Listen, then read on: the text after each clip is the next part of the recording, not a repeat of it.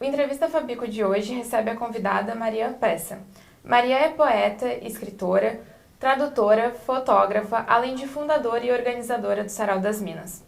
Ela nasceu em Buenos Aires em 1968 e vive em Porto Alegre desde 2001.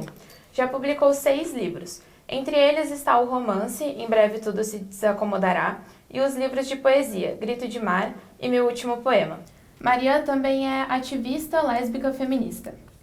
Eu me chamo Rafaela Bobsi e para realizar essa entrevista comigo hoje estão os colegas Alice Pissolato, Guilherme Vivan e Laura Jovchelovic. Na direção do programa está Renata Benck. Maria, obrigada pela presença, bom dia, seja bem-vinda. Nós gostaríamos de começar conhecendo mais sobre a história do Sarau das Minas. Então você poderia nos contar como e por que esse projeto começou? Claro. Bom, primeiro, bom dia, obrigada pelo convite, muito bom estar aqui.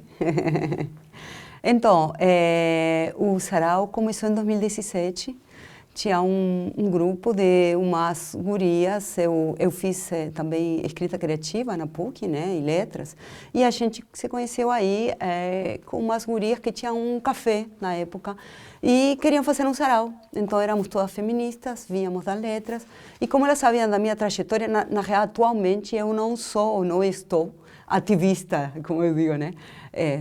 Sim, seria parte do sarau.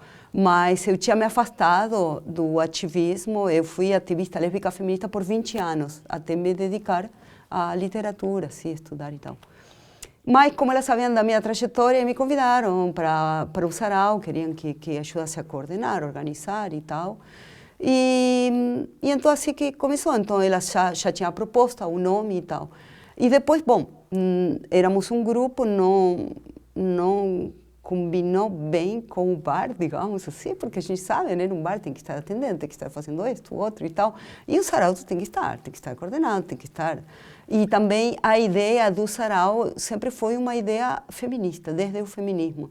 Então, não é trazer pessoas, não que seja melhor ou pior, são propostas, né? Todos os saraus são diferentes.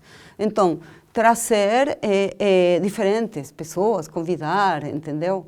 E então, assim, aí depois eu saí desse café e eu fui para a Livraria Baleia, a Livraria Taverna, Fora d'Asa, para diferentes lugares. E quando veio a pandemia, eu continuei pelo Zoom. Então, o sarau é um espaço de... A ideia, o objetivo principal do Sarau das Minas Porto Alegre é visibilizar literatura de autoria de mulheres, de lésbicas, de pessoas não binárias. Posso continuar falando, mas... E tu pode contar mais pra gente como funciona esse sarau, quem é que pode participar, onde é que ele costuma acontecer? Certo. Então, como eu falei, o sarau no presencial foi mudando de lugares, né? Agora estamos no modo híbrido e também assim, né? Eu vou ser bem sincera para vocês, o sarau vai mudando muito, porque como não é um projeto como foi... ou como é o Leia Mulheres. O Sarau das Minas são propostas muito anarquistas, então tem em vários lugares do Brasil, e eu acho isso muito legal, por isso que aqui eu digo que o Sarau das Minas Porto Alegre. Se vocês vão googlear, vai ter vários Sarau das Minas, e eu acho isso muito maravilhoso, porque quantas mais sejamos, melhor. Então, o que eu organizo é aberto, todo mundo pode participar, só que aí nós que seremos protagonistas. Então, se vão vir homens, eu vou convidar ao privilégio da escuta. O que significa isso? Os homens sempre têm que falar, sempre estão com a palavra, com o microfone, né, na mão, sempre são educados para falar. E nós, mulheres, somos mais educadas para ficar caladas, né, historicamente, né, Então, os homens têm que estar pensando em que eu vou dizer, o que eu vou falar, o que eu vou declamar. Então, por isso, acho que é um privilégio poder só relaxar e ouvir. Mas claro que não vem, né, igual. E conta pra gente quais que são, bom, com qual frequência que acontece o sarau e quais que são os próximos projetos ou eventos que vocês vão realizar. Certo. O sarau normalmente acontece a cada 3 semanas. Só que agora estamos num momento ou outro, né? Cada tanto eu dou umas voltas, assim. Então, por exemplo, ontem a gente teve uma conversa puxada pelo Sarau das Minas, que era uma conversa com Yasmin Ockman, uma escritora negra, né? E a gente fez uma conversa numa livraria sobre grupos minorizados, né? Então, era lesbianismo e negritude, na escrita, na hora da escrita, não me lembro bem como a gente chamou. E então foi uma conversa, claro que a gente lia partes, trazia, mas foi mais uma conversa. Não é como geralmente os saraus, assim, normalmente sempre tem um tema que é um pretexto, não é que, se não é o tema, não pode ler. Não, pode do que for, né? A única coisa que eu peço é que seja a autoria de mulheres, digamos, né? Mas, é outro tema, tranquilo, não tem problema. Não, eu não sei o que, não. E uma das coisas interessantes do sarau é, como é desde o feminismo, é um espaço muito íntimo.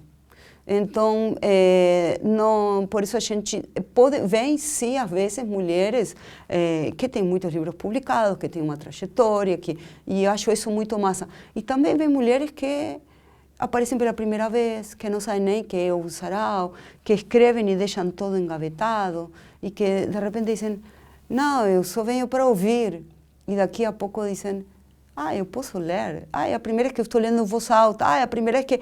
E eu fico muito orgulhosa. Isso, para mim, é uma coisa assim, muito massa, tanto como se vier uma super escritora, entendeu?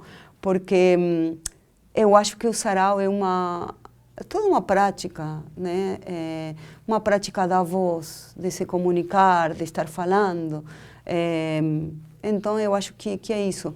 E próximas coisas, tu me pergunta, então, hoje à tarde estou viajando, agora agosto é o mês da visibilidade lésbica. Então, eu estou viajando agora de tarde para Rio Grande, me convidaram amanhã, que é 19 de agosto, é o dia do orgulho lésbico, no Brasil. Então, amanhã vai ter um sarau em Rio Grande e tem um grupo que me convidou da FURG, né?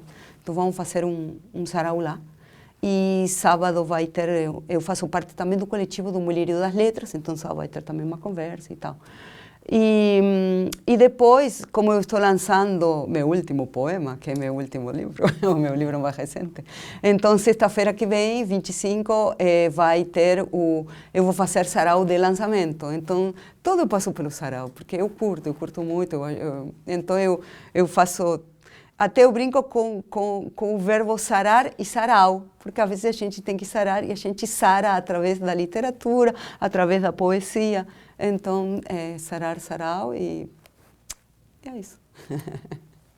Você comentou dessas pessoas que chegam pela primeira vez, né, leem pela primeira vez no sarau.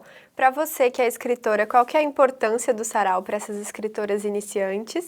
E você tem algum exemplo de alguém que começou assim e foi ficando no sarau? Sim, felizmente tem muitos exemplos, porque o sarau começou em 2017. Um dia eu sentei, sempre a gente faz registro, sabe, fotos. Um dia eu sentei a ver, eu fiz uma conta de mais de 1000 mulheres que já passaram pelo sarau. E claro que passaram e tem muitas que voltam, e isso é muito lindo, né? Claro, nem sempre me contam, nem sempre eu fico sabendo. Então, cada tanto vem alguém e diz, ai, Marian, tu nem sabe. E aí eu fico, eu me emociono. Então, vou contar um caso. Quando foi o ano passado, teve o dia da foto das escritoras, né, que se fez. Então, que era introdução. Em São Paulo, a escritora Giovanna Madaloso puxou para fazer uma foto era a Feira do Livro em São Paulo. Aí chamaram para fazer, vamos fazer uma foto com mulheres, com escritoras e tal. E daqui a pouco isso começou a replicar. Então chegou a ser 54, 56 cidades em todo o Brasil, onde fizemos fotos de escritoras, muito massa. O que foi de interessante? Quem é escritora? Quem pode se chamar escritora? E aí isso foi muito interessante, porque então já na chamada diziam, bom, não precisa ter um livro impresso. E muitas vezes no sarau, por exemplo, às vezes vêm e dizem, bom, eu sou escritora do Facebook. isso também mostra uma idade, né? Porque não vai vir uma mulher de 60 anos dizendo eu sou escritora do Facebook. Então, geralmente vai ser uma mulher mais da casa dos 20 anos, entendeu? Mas como eu tenho 55, também no sarau tem muitas gerações. E eu acho que isso é muito rico. A gente vai se enriquecendo umas com as outras, né? Então, aí, quando a gente foi fazer a foto em Porto Alegre, eu me lembro que tinha uma mulher que veio muito no sarau. Não me lembro se eu chamei ou se a gente se encontrou. E ela disse, ai, Maria, mas eu não sei se eu vou ficar para a foto. Como assim? Eu não sou escritora, eu não tenho nada publicado. Como assim? Bom, a gente começou a conversar e até hoje a gente dá risada. Uma mulher que, não é ela que se apresentou como escritora do Facebook, mas ela tem um trabalho muito interessante no Facebook, sempre estar postando poemas, fotopoesia. Então, hoje em dia, o que antigamente escrever, tu tinha que ser publicada em papel e só a partir daí a gente tinha que passar pelo patriarcado das editoras, dos editores e tal. E agora a gente tem como uma liberdade muito maior. Eu tinha, anos atrás eu tinha blogs, que desde um ponto de vista feminista a gente chamava blogas, enfim. Bom, nós faremos agora um breve intervalo e voltamos em seguida.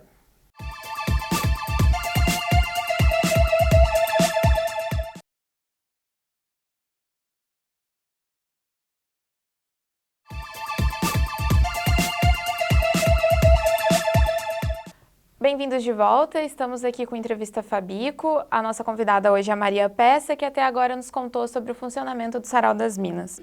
Maria, você também ministra a oficina de escrita e escuta feminista. Quais são as diferenças entre ela e o Sarau e como que funciona esse trabalho da oficina? Então, na real, a oficina surge a partir do Sarau. No Sarau, às vezes acontecia que vinham mulheres que voltavam para casa, escreviam e liam.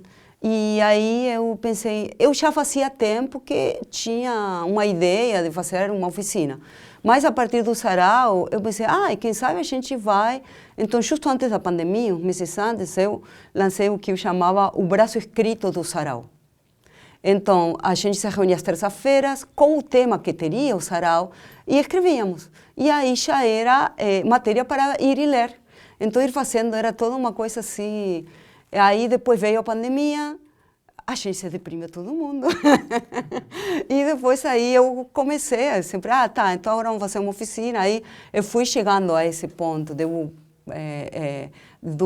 título de agora, foi uma oficina de escrita feminista, oficina, né? E até eu me dar conta que era muito importante a escuta também. Tanto a escuta de ouvir como de se sentir escutada. E então a gente foi criando, eu vou... Por 20 anos, tu atuou como ativista lésbica feminista. Então, como que essa tua trajetória de ativismo se relaciona com a tua carreira na literatura e teus projetos atuais? Ai, quanto tempo eu tenho para responder? Gente, vocês tocam uns temas bem interessantes. Então, acho que toda a minha literatura é política. E toda a minha literatura perpassa o meu ativismo lésbico-feminista. Tudo que eu digo, tem coisas assim, por exemplo, coisas que eu estou escrevendo agora, que são bem difíceis. Por exemplo, eu vou lançar este poema, mas eu sou muito organizada, eu estou como lançando um livro por ano, né? Eu escrevo bastante. Ou não tanto, mas enfim. E agora venho trabalhando sobre memórias e reflexões. E essas memórias e reflexões, uma coisa é, por exemplo, coisas que eu escrevi no romance que eu lancei o ano passado, que a gente fala desde a ficção. E outra coisa é quando a gente vai falar memórias e reflexões, quer dizer que tudo isso se passa, tudo isso aconteceu comigo, tudo isso é verdade, entendeu? E, isso, bom, traz muitas reflexões e tal. Mas o fato de eu me animar e eu dizer, não, eu tenho que falar disso, isso tem toda a minha trajetória do ativismo. Senão eu não, acho que eu não poderia fazer. E a consciência de que ter que ir e ter que falar, e a consciência da ditadura patriarcal, porque todas nós sabemos o que é o patriarcado. Então, por isso que eu digo que a minha escrita é política, e eu falar frente às câmeras, se eu sou lésbica, isso é muito político. Então eu digo uma coisa, ser lésbica não é uma orientação sexual, é uma orientação política.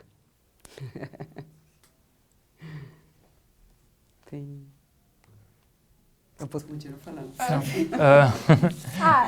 Se tu quiser contar um pouquinho mais sobre o teu novo livro, como que foi o processo de escrever, e tu comentou um pouco assim sobre essas diferenças entre escrever prosa e poesia, né? Sim. Acho que seria legal se tu quiser contar um pouco sobre isso. Claro, claro. O livro são poemas que eu fui escrevendo, eu tenho de um tempo atrás, né? E tem vários durante a pandemia. Durante a pandemia, né, a gente, para não surtar, a gente escreve, a gente lê, a gente fala, a gente, sei lá o que a gente fazia. Então, tem muitos que são durante a pandemia. Claro que teve todo um processo depois de edição, que significa, não, este não vai, este não, enfim. Mas, então, tem alguns pouquinhos que são anteriores, alguns pouquinhos que são posteriores e alguns que... E eu vim escrevendo e eu tinha uma chamada de uma editora, a editora Caravana, que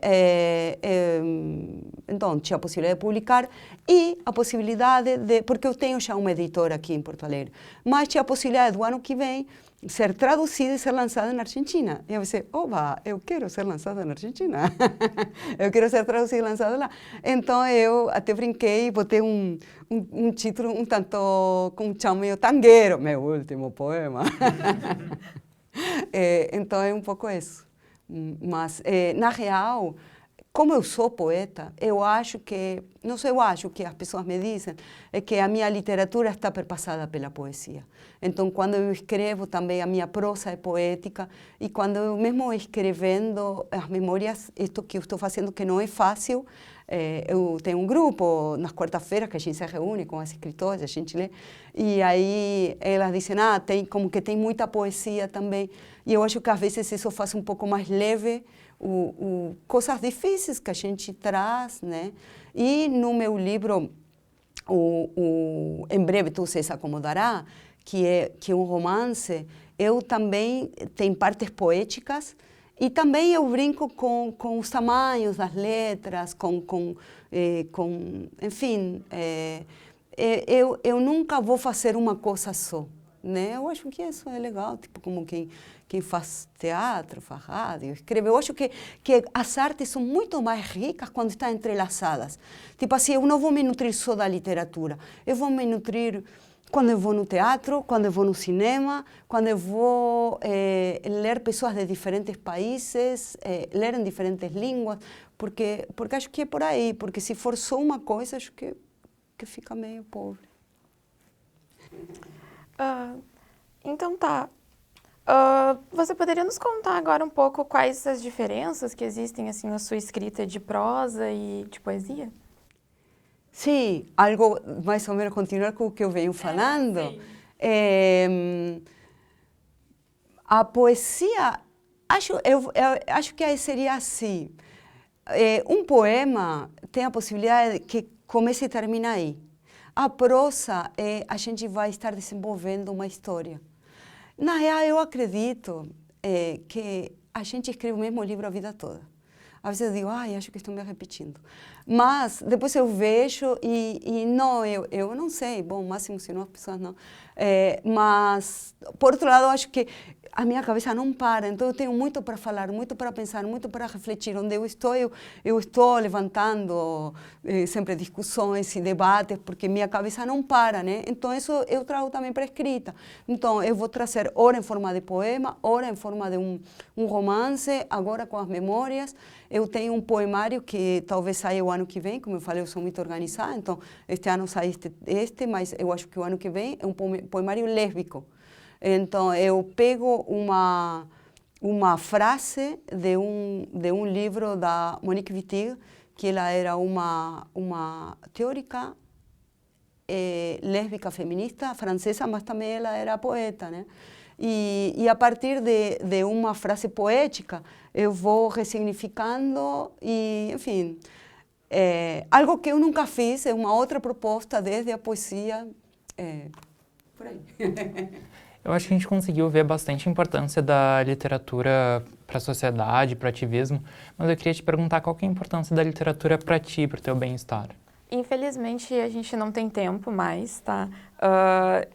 Nosso tempo encerrou. Eu queria agradecer a Mariana.